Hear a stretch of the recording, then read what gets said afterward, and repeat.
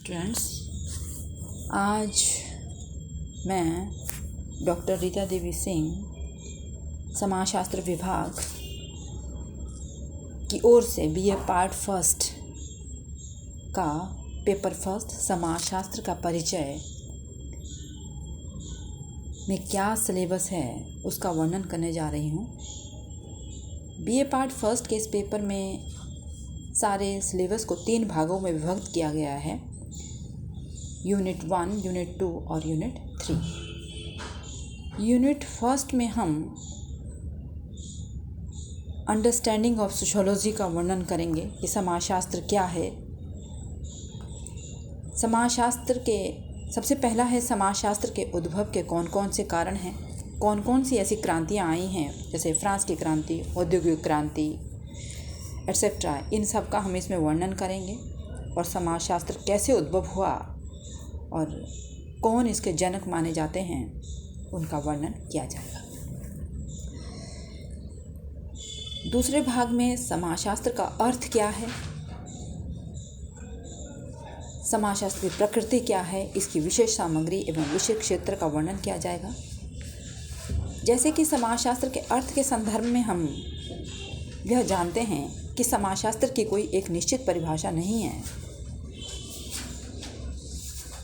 यह America, Britain, France इत्यादि और भारत इत्यादि क्षेत्रों में विभिन्न विद्वानों ने इसका वर्णन किया है, विभिन्न विद्वानों ने इसकी परिभाषा दी है। क्योंकि अपने आप में यह एक इतना व्यापक विषय है, इसकी एक संक्षिप्त परिभाषा देना अत्यंत कठिन है। नेक्स्ट हम इसकी प्रकृति के संदर्भ में जब वर्णन करते हैं तो इसकी प्रकृति 2 प्रकार की मानी जाती है, सामाजिक प्रकृति और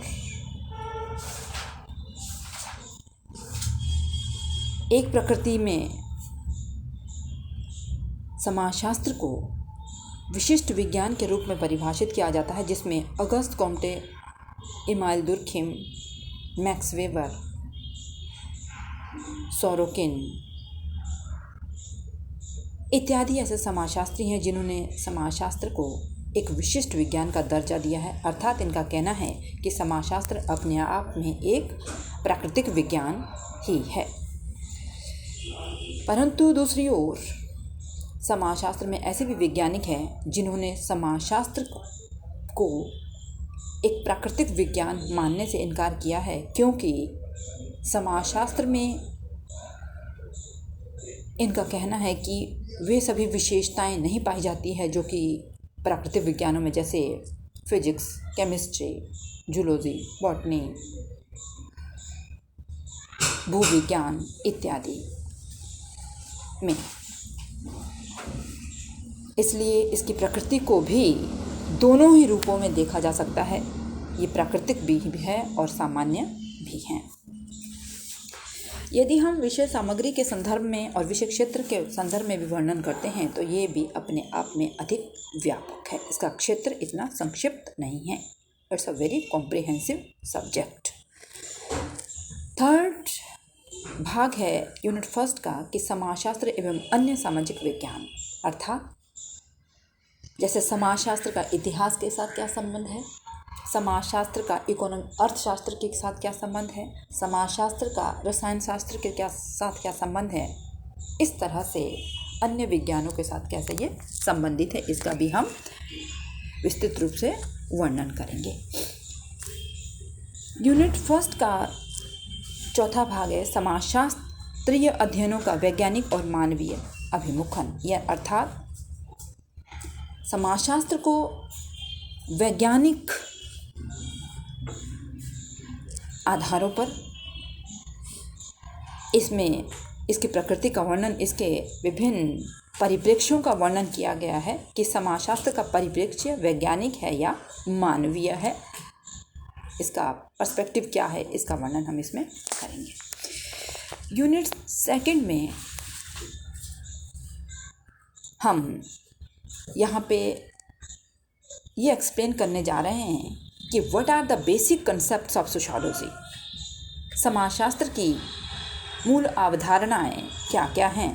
जैसे समाज का कंसेप्ट, अवधारणा क्या है, what is the concept of sociology, what is the concept of community, what is the concept of social group, social values, social structure, social system, status and भूमिका, status and role,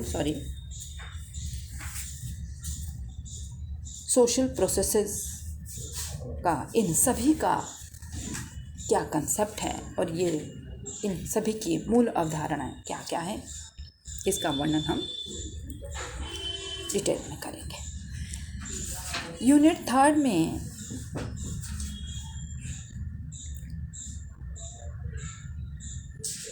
जैसा कि कहा गया है कि what are the dynamics in sociology, समाजशास्त्र में गत्यात्मकता का वर्णन किया गया है कि किस तरह से यह विषय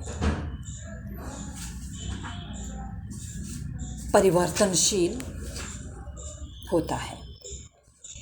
इसमें बेसिक कंसेप्ट है सामाजिक स्तरीकरण का, व्हाट इज सोशल स्ट्रेटिफिकेशन, जो कि एक आज की अवधारणा नहीं है, एक आज का कंसेप्ट नहीं है, बल्कि जब से सोसाइटी का, जब से समाज का निर्माण हुआ है तभी से सोशल स्ट्रेटिफिकेशन का भी वर्णन किया जाता है, क्योंकि समाज को विभिन्न जातियों में, विभिन्न वर्गों में, विभिन्न वर्णों में विभक्त किया गया। इसलिए ये हमारे समाजशास्त्र को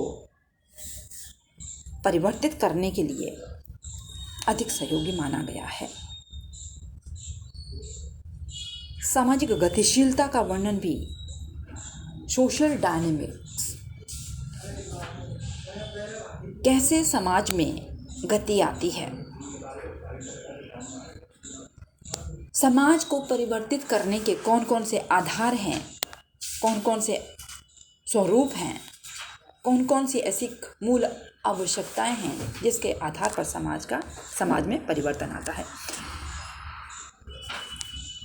नेक्स्ट है सामाजिक नियंत्रण, कैसे समाज पर नियंत्रण रखा जा सकता है, what is social control and how we can control the society and what are the main tools for controlling the society. इन सभी चीज़ों का हम इसमें वर्णन करेंगे। सामाजिक परिवर्तन, जो कि हम सब जानते हैं कि परिवर्तन प्रकृति का नियम है, जो इस धरती पर जो भी हमें इस ब्रह्मांड में दिखता है, प्रत्येक चीज़ परिवर्तनशील है। जैसे सूर्य यदि सुबह उदय होते हैं तो शाम को अस्त भी ज़रूर होते हैं। यदि आदमी जन्म लेता है तो मृत्यु भी उसकी अवश्य ही निर्धारित है। इस प्रकार से ये जो परिवर्तन है, ये न केवल हमारे समाज में बल्कि हमारी प्रथाओं में, हमारी उन मूल अवधारणाओं में, हमारे जीने के उन तरीक़ों में भी परिवर्तन लाता है जो कि मनुष्य अपने संपूर्ण जीवन में प्रयोग करता है। नेक्स्ट है सामाजिक परिवर्तन के सिद्धांत। यदि हम सामाजिक परिवर्तन के सिद्धांतों का वर्णन करते हैं तो ऑकबर्न एवं Nimkoff, Sorokin, Karl Marx, Max Weber ऐसे समाजशास्त्री हैं जिन्होंने समाजशास्त्र में कैसे परिवर्तन होता है, कैसे सामाजिक परिवर्तन आते हैं, इसका वर्णन सैद्धांतिक दृष्टि से किया है और उसकी आलोचनात्मक मूल्यांकन के आधार पर भी इसका वर्णन किया गया है। अंतिम है सामाजिकरण, व्हाट इज सोशलाइजेशन। सामाजिकरण क्या होता है, सामाजिकरण के कौन कौन से ऐसे उपादान हैं, कौन कौन से ऐसे आधार हैं, कौन कौन से ऐसे सिद्धांत हैं जिनके आधार पर हम सामाजिकरण की प्रक्रिया का वर्णन विधिपूर्वक तरीके से कर सकते हैं। ये पार्ट फर्स्ट का, पेपर फर्स्ट का संपूर्ण सिलेबस, जिसको हम एक एक करके अपने PDF में और वीडियो के माध्यम से आप तक पहुंचाने का भरपूर प्रयास करेंगे। Thank you, bye.